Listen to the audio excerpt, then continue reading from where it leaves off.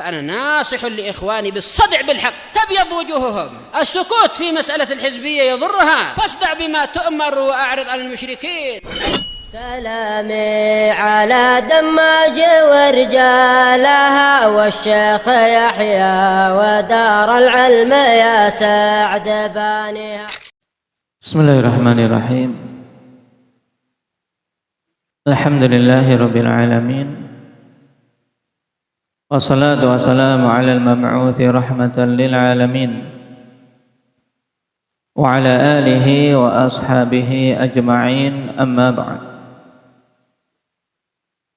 Pertemuan yang lalu kita membahas tentang hal-hal seputar syafa'ah, di mana syafaat yang disebutkan di dalam dalil-dalil Al-Quran secara umum dari sisi diterima atau tidaknya terbagi menjadi berapa? Mujahid? Dua, yaitu syafa'ah manfiyah dan syafa'ah musbattah. Yang dimaksud dengan syafa'ah manfiyah itu yang bagaimana? Khadir.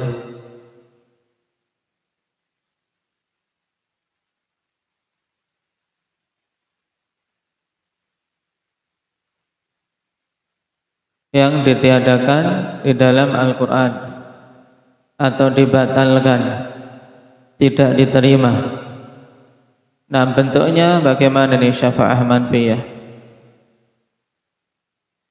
Syukran.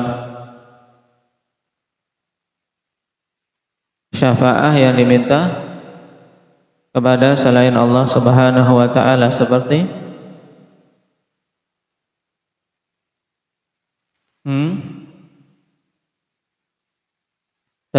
yang dilakukan oleh orang-orang kufar Quraisy, meminta syafaat kepada berhala-berhala, kepada orang-orang saleh yang sudah mati. Nah, ini syafa'ah manfiyah. Dari Al-Quran yang menetapkan atau tentang syafa'ah manfiyah ini diantaranya apa? Badri.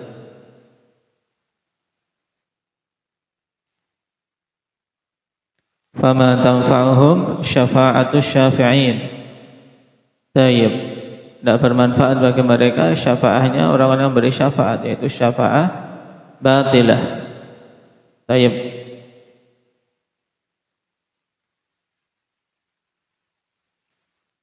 Kemudian syafa'ah yang kedua apa? Indak ya Ali.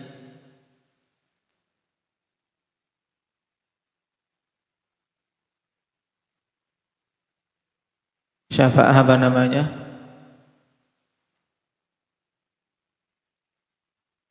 Syafa'ah musbattah, yaitu yang diminta kepada Allah Subhanahu wa ta'ala semata. Dan inilah yang kita pelajari kemarin, terbagi menjadi berapa syafa'ah musbattah ini? Indak ya Hanif.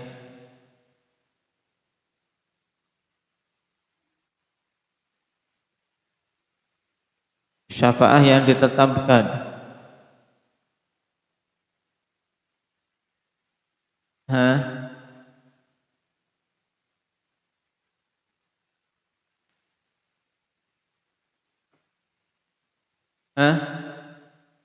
Terbagi menjadi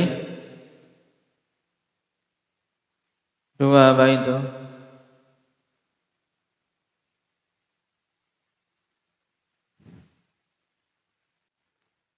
Baik, terbagi jadi dua, syafa'ah khasah dan 'ammah.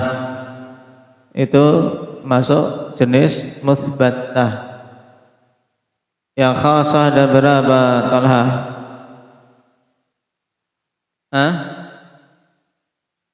Tiga, apa saja?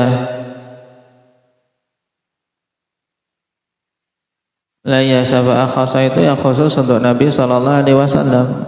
Ada tiga, apa saja?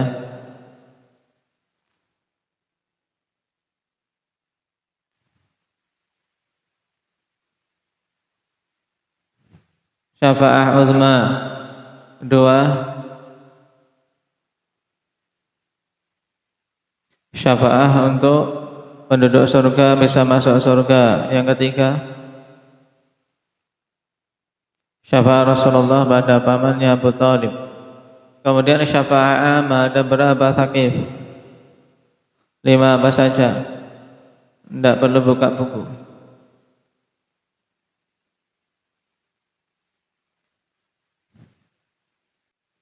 Nah, ahsan. Diingat-ingat itu 5 syafaat yang ammah. Syafaat untuk penduduk surga agar dinaikkan derajatnya. Yang kedua, syafaat bagi yang pantas masuk neraka agar dibebaskan dari neraka. Yang ketiga, syafaat yang sudah disiksa di neraka agar dikeluarkan dari neraka. Yang keempat, syafaat untuk orang-orang yang seimbang amalan baik dan buruknya agar bisa masuk ke dalam surga. Kemudian syafaat yang kelima, syafaat untuk orang-orang atau golongan yang tidak mengalami hisab agar masuk ke surga melalui babul aiman. Diulang-ulang, besok kalau ditanya masih lihat-lihat buku enggak kanggo itu. Enggak kanggo apa enggak? Enggak dianggap. Tapi harus mungkin ini. Kemudian siapa saja yang bisa memberikan syafaat akmal? Yang bisa memberikan syafaat itu siapa saja?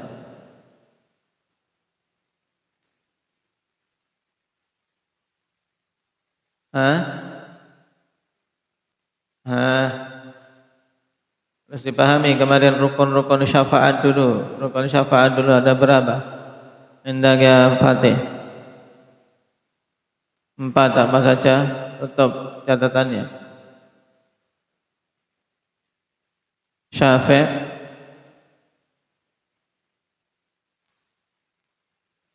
istilahnya dulu. Yang pertama syafi', yang kedua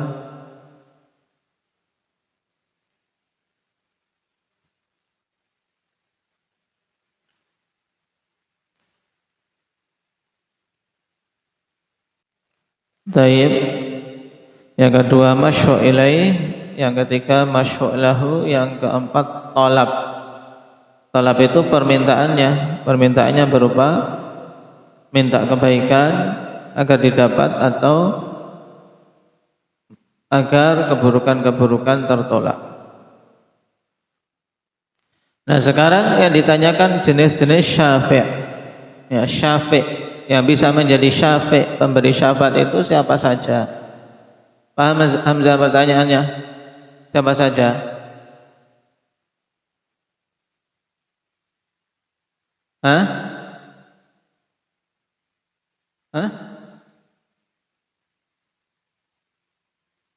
Orang yang beriman.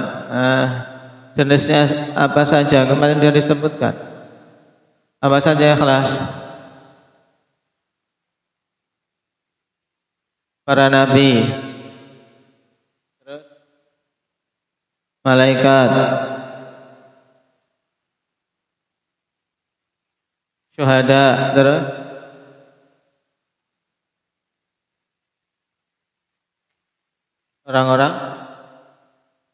orang-orang saleh, al-anbiya, asy-syuhada, as-salihun, kemudian malaikat, dan apa kemudian ditambahkan anak-anak kecil yang mati dalam usia kecil mereka, al-afrad. Baik, disebutkan di kitab kalian fa yashfa'un nabiyyun wal malaika wasyuhada wassalihun. Ini syafi', orang-orang bisa atau golongan yang bisa memberikan syafaat. Tapi mereka ini tidak bisa memberikan syafaat kecuali kalau terpenuhi 2 syarat. Apa syarat bisa diterimanya syafaat? Indah Muhammad Bengkulu. Yang pertama syarat syafaah itu diterima?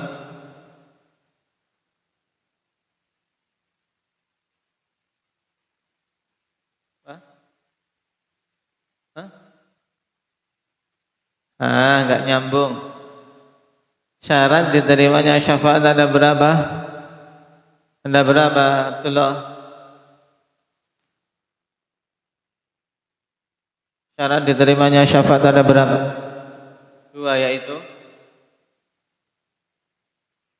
izin dari Allah. Untuk siapa? Untuk memberi syafaat, bisa memberikan syafaat. Yang kedua, ridha Allah Subhanahu wa taala kepada yang memberi syafaat dan yang disyafaati. Tayyib. Ingat-ingat cahaya apa tadi syarat diterimanya syafaat? Yang pertama, izin, bukan izin kepada Allah, izin dari Allah. Ya. Nah, izin dari Allah Subhanahu wa taala. Allah yang ngasih izin untuk Nabi bisa memberikan syafaat, malaikat memberikan syafaat. Izin dari Allah untuk syafi'. Yang kedua,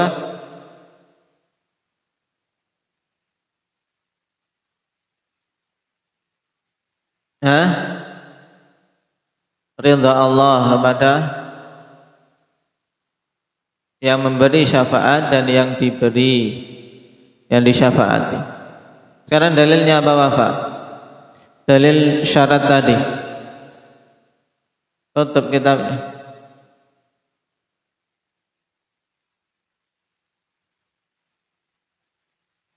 Man dzalladzi yashfa'u 'indahu illa bi'idznih.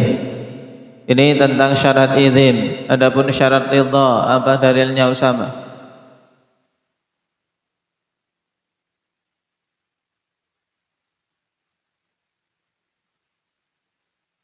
Tayyib, wa kam min malakin fis samawati la tughni syafa'atuhum syai'a. Tayyib, illa min ba'di an ya'dhanallahu liman yasha'u wa yarda. Nah, ini bahkan terkumpul izin dan ridha pada ayat di surat An-Najm ini. Dalil yang lain apa? Indah Nasrul. Wala yashfa'una illa liman irtadha. Baik.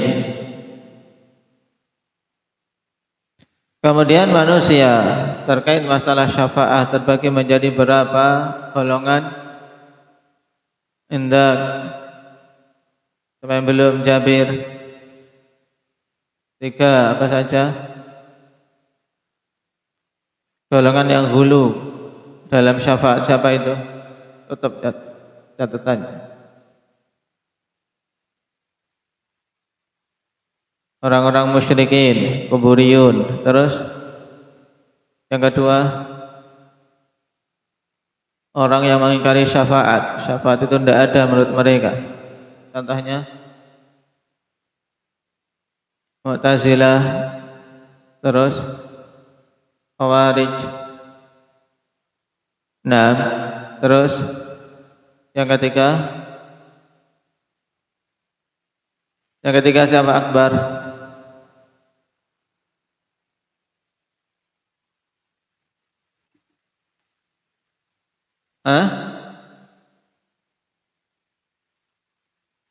Dan kaget, makanya konsentrasi. Bukunya mana? Yang ketiga siapa?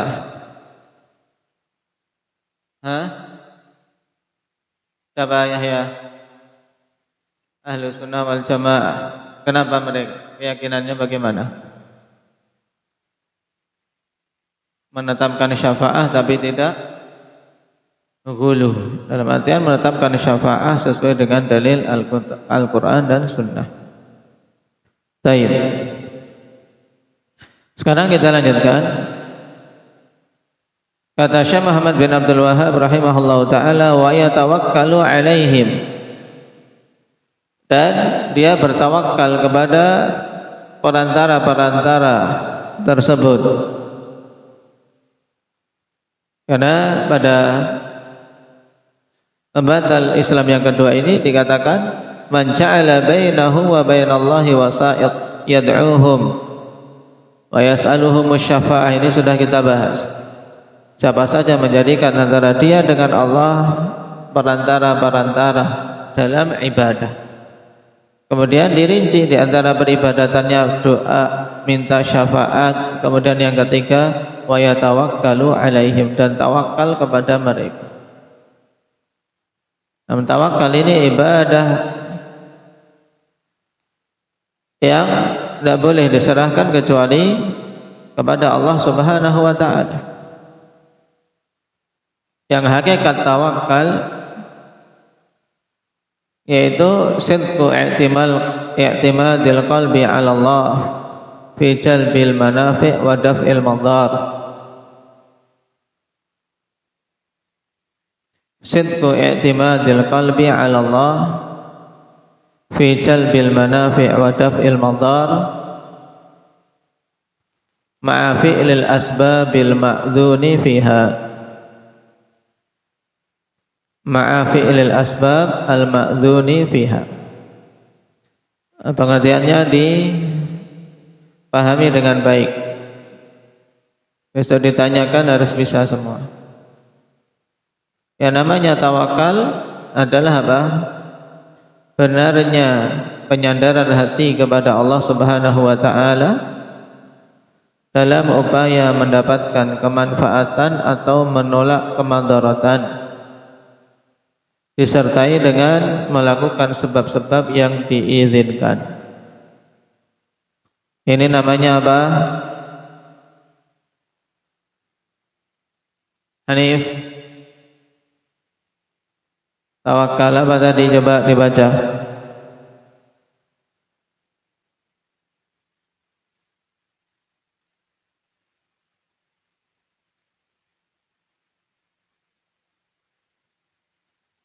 Disertai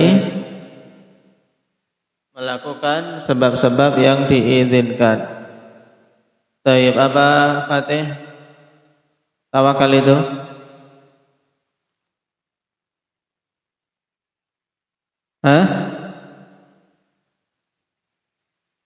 terus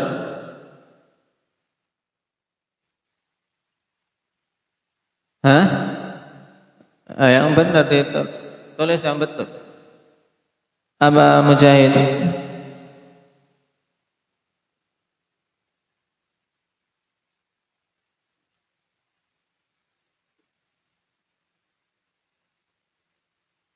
Taib, sidqu i'timadil qalbi 'ala Allah fi jalbil manafi' wa daf'il madar ma'a fi'lil asbabil ma'dzuni fiha. Sekarang artinya apa? Sama.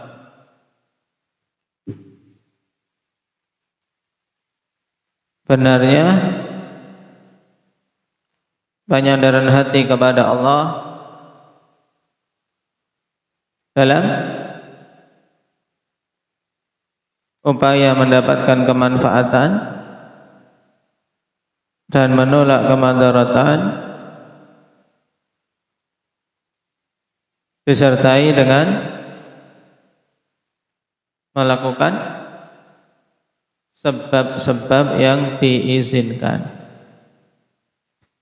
Menunjukkan bahwasanya pada tawakal ikhwan harus ada dua hal penting, yaitu yang pertama apa? Benarnya si hamba ini dalam menyandarkan hatinya kepada Allah. Jadi dia bersandar penuh kepada Allah Subhanahu wa ta'ala.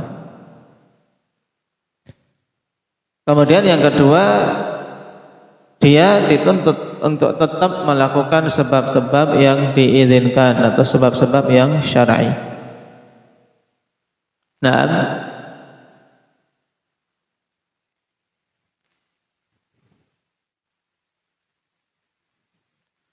oleh karena itulah ditegaskan oleh Syekhul Islam Ibnu Taimiyah rahimahullahu taala bahwasanya tidak benar tawakal kecuali dengan menempuh sebab. Beliau katakan wa ajma'al qaum ala anna at-tawakkula la yunafil qiyama bil asbab. Fala yasihhu at-tawakkulu illa ma'al qiyami biha. wa illa fahuwa battalah wa tawakkulun fasid. Para ulama telah berijma' bahwasanya tawakal itu tidaklah bertentangan dengan penunaian sebab-sebab. Bahkan tidak akan sah, tidak akan benar. Tidak akan benar tawakal kecuali dengan menempuh sebab. Karena kalau tidak mampu menempuh sebab, ini adalah apa? Tawakal yang fasid, tawakal yang rusak, tawakal yang tidak benar.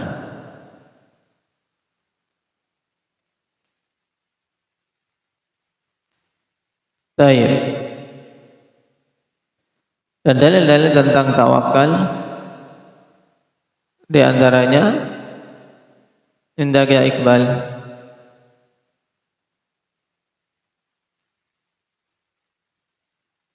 wa 'alallahi fatawakkalu in kuntum mu'minin. Di sini menunjukkan bahwasanya tawakal merupakan syarat iman. Jika kalian beriman, maka tawakallah kepada Allah. Bahkan tawakal juga merupakan syarat keislaman. Tidak dikatakan muslim yang sejati kecuali kalau bertawakal pada Allah sepenuhnya. Apa dalilnya? Rifki? Apa? Awal ayatnya tentang kisah Nabi Musa. Nabi Musa mengatakan kepada kaumnya,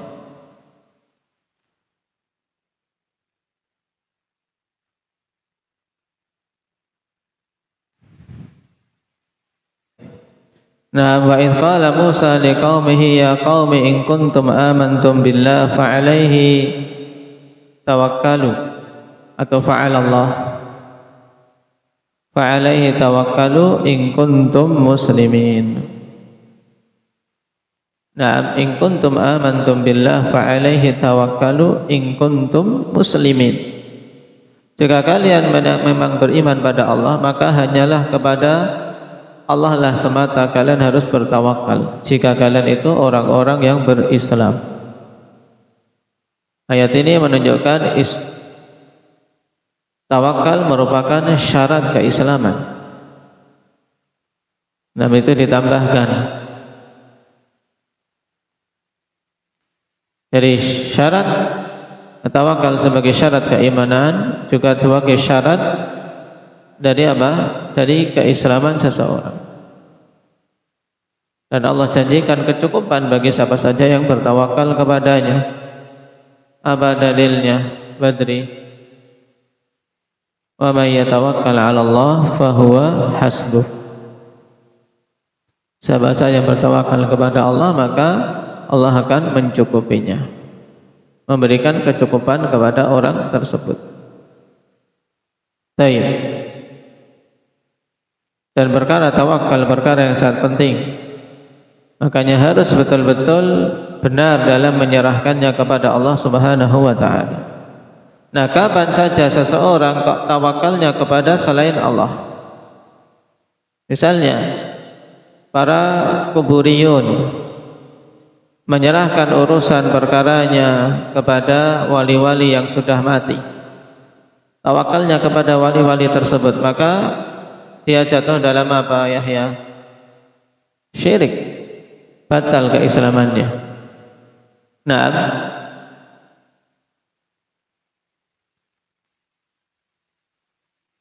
dan wajib atas setiap muslim untuk betul-betul memurnikan tawakal kepada Allah Subhanahu wa taala. Nah, ini pembatal yang kedua, ikhwan, yang dikatakan faqad kafara ijma'an. Siapa saja yang menjadikan antara dia dengan Allah Subhanahu wa taala wasithah, perantara, nah, menjadikan perantara dalam ibadah, maka dia terjatuh dalam kekufuran, batal keislamannya. Baik. Dan dalam pembatal keislaman kedua ini ada syubhat-syubhat, akhwan, yang didatangkan. Maka butuh untuk dipahami dengan baik. Syubhat yang pertama, Yang ini sangat banyak disebut-sebut di pengajian-pengajian mereka. Nah, bahwasanya kita membutuhkan perantara ketika memohon kepada Allah Subhanahu wa taala, ketika beribadah kepada Allah Subhanahu wa taala butuh perantara-perantara sebagaimana raja-raja tidak menerima langsung orang-orang yang datang kepadanya, tapi butuh melalui perantara-perantara dari menteri-menteri dan para pembantu raja yang dekat dengan raja tersebut. Dan ini paling banyak syubhat dengan kias ini, akhwan, paling banyak didengung-dengungkan oleh mereka. Dan inilah yang menjadikan banyak orang terjatuh dalam apa? Dalam penetapan wasithah terkait masalah ibadah, karena merasa diriku ini banyak dosa, diriku tidak pantas untuk langsung kepada Allah, sehingga butuh perantara dengan orang-orang mulia, apakah itu para wali atau apakah itu orang-orang soleh, untuk menjadi perantaraku dengan Allah Subhanahu wa ta'ala. Ini syubhatnya. Maka jawaban untuk syubhat ini bagaimana? Jawabannya jelas, akhwan, ini bukan bentuk pengagungan kepada Allah, tapi bahkan ini bentuk perendahan kepada Allah Subhanahu wa ta'ala. Karena para raja tersebut, mereka membutuhkan perantara-perantara karena kelemahan mereka. Sedangkan Allah Subhanahu wa ta'ala zat yang maha mampu mengetahui semua hajat hambanya dan maha luas rahmatnya. Dia tidak membutuhkan perantara antara dia dengan hamba-hambanya terkait masalah ibadah. Makanya alasan pengagungan kepada Allah dengan mendatangkan perantara-perantara ini alasan yang batil. Bahkan ini perendahan kepada Allah. Karena para raja itu dikarenakan ketidakmampuannya untuk mengawasi semuanya, mereka butuh perantara, butuh menteri-menteri, butuh prajurit-prajurit. Untuk apa? Untuk menyampaikan apa yang dikeluh kesahkan oleh rakyat, sehingga melalui perantara-perantara itu sampai ke raja. Ini syubhat pertama. Syubhat yang kedua, akhwan, dengan ayat. Ayat di surat Al-Maidah. Ya ayyuhalladzina amanu taqullaha wabtaghu ilaihil wasilah. Ini juga di antara pegangan mereka. Wahai sekalian orang-orang yang beriman, bertakwalah kalian kepada Allah, wabtaghu ilaihil wasilah, dan carilah wasilah. Untuk bisa sampai kepada Allah. Wasilah ini mereka maknakan apa? Wasithah, perantara. Oh, berarti butuh perantara antara kita dengan Allah. Kenapa? Karena Allah Subhanahu wa ta'ala perintahkan apa? Wabtaghu ilaihil wasilah. Carilah wasilah, carilah perantara. Betul atau tidak seperti ini? Memahami ayatnya. Indah ya, syukron. Kok tahu tidak betul? Kalau kalian dengar seperti ini, apalagi awamun nas, jelaskan oleh kiainya seperti ini. Ayatnya, Masya Allah, wabtaghu ilaihil wasilah, ya kan wasilah, perantara. Berarti memang kita harus mencari perantara, harus dan butuh perantara antara kita dengan Allah dalam ibadah, dalam berdoa dan seterusnya. Ini ayat jadi landasan mereka.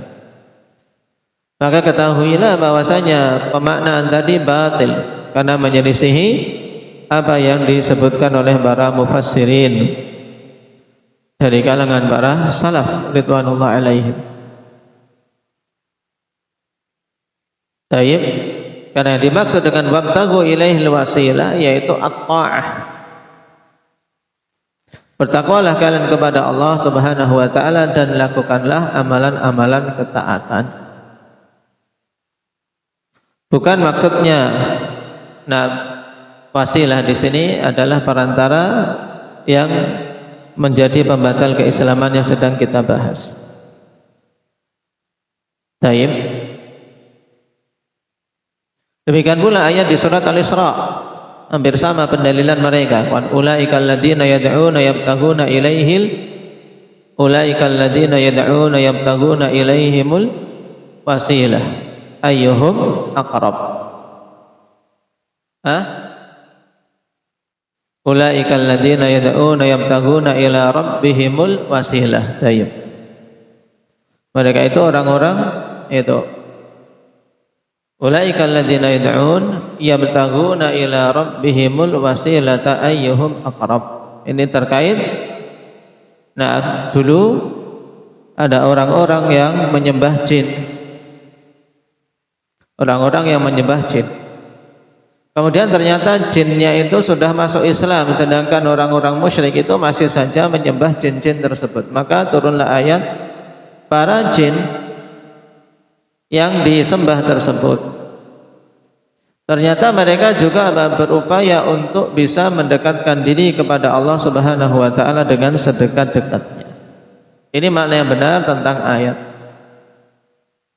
yabtaghuna ila rabbihimul wasilah, yaitu qurbah, untuk bisa mencari qurbah, kedekatan dengan Allah Subhanahu wa taala. Bukan maksudnya mencari wasithah, mencari perantara, bukan itu. Maka dari sini kita ketahui, memaknakan Al-Qur'an ini juga penting untuk kita melihat perkataan para salaf, kemudian sebab turunnya ayat dan pembicaraan dalam ayat ini tentang siapa, sehingga bisa memaknakan dengan benar. Ini diantara syubhat yang paling banyak didengung-dengungkan oleh mereka-mereka yang menetapkan adanya wasithah dalam peribadatan. Nah, yang pertama dengan qiyas, yang kedua dengan ayat di surat apa tadi? Surat Al-Maidah, kemudian yang ketiga ayat di surat Al-Isra. Baik, barakallahu fikum, dipahami dengan baik. Insyaallah pada pertemuan yang akan datang kita masuk pada pembatal yang ketiga. Subhanakallahumma bihamdik asyhadu an la ilaha illa anta astaghfiruka